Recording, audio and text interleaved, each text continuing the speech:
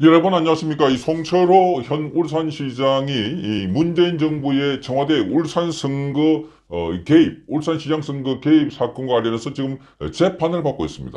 그럼에도 불구하고 이 송철호는 또 울산시장 선거에 출마를 했습니다.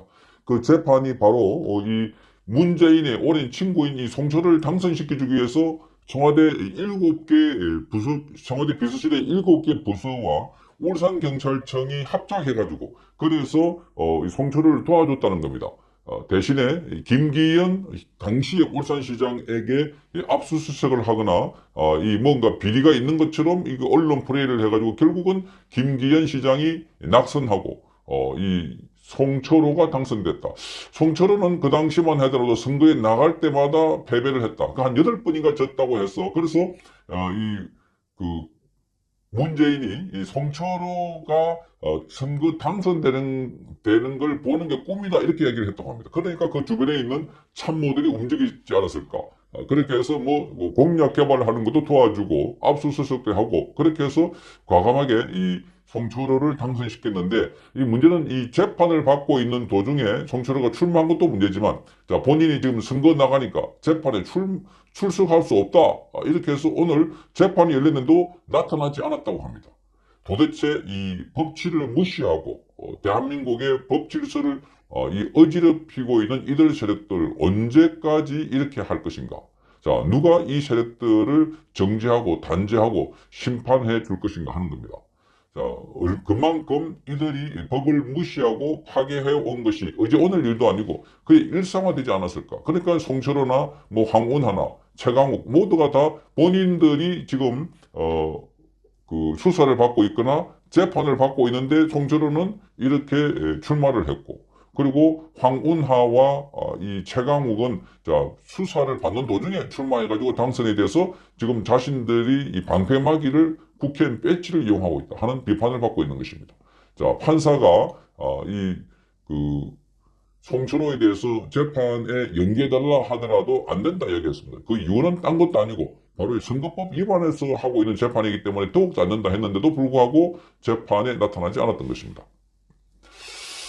자, 지방선거를 이유로 됐지만 정당한 이유로 보기 힘들다는 법원의 비판까지 나왔습니다. 송철호는 16일 서울중앙지법 형사합의 21-3구 심리로 열린 공직선거법 위반 등에 대한 사건 공판에 모습을 드러내지 않았고 변호인만 나타났습니다. 재판부는 송철호 피고인은 지난 공판에서 얘기했던 것처럼 선거 때문에 못 나온 것인가 라고 물었습니다. 자, 송철호의 변호인은 그렇다라고 대답을 했습니다.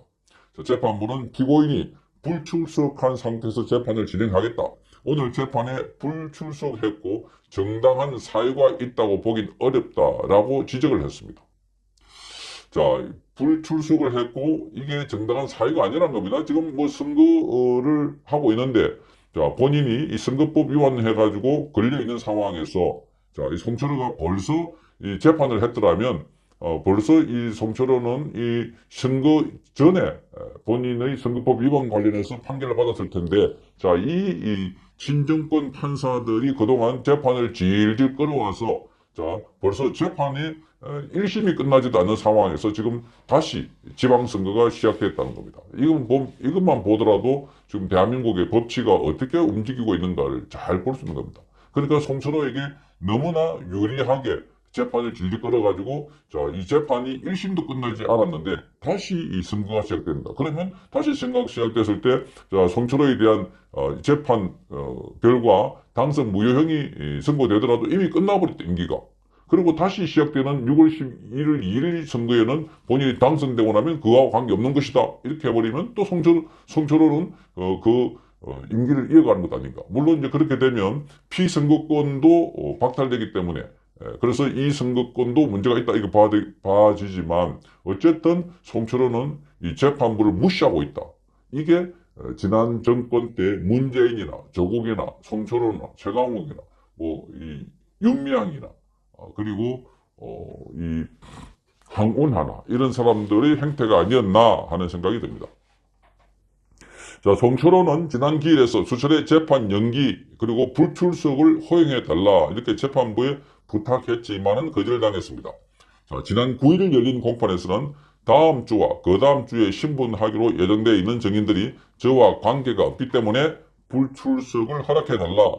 현재 긴박한 사정인 것을 감안해달라고 요구했습니다. 긴박한 사정인 것은 자 지금 본인이 선거에 임박했으니까 자 이거 빨리 이 선거에서 또 뒤집어 갖고 이겨야 된다 이런 이야기인 것 같습니다. 그러나 재판부가 피고인과 관련 없지 않다. 그리고 이 재판 자체가 피고인과 관련이 없지 않다. 바로 당신을 위한 재판이다. 나와야 된다는 겁니다. 그래서 받아들이지 않았다는 겁니다.